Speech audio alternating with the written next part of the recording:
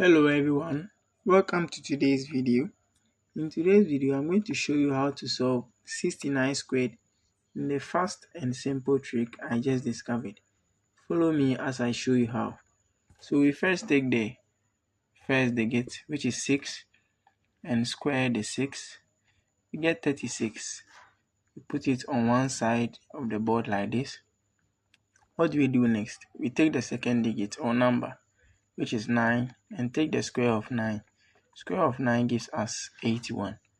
So we combine 81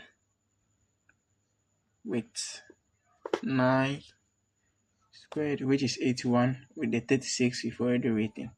The next thing we are going to do is multiply this by this and all by the exponent.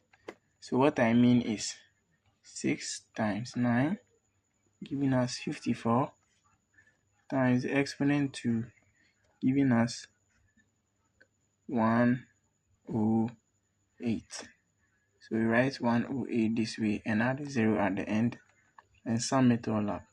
1 plus 0 is 1, 8 plus 8 is 16, write 6 and bring 1 here.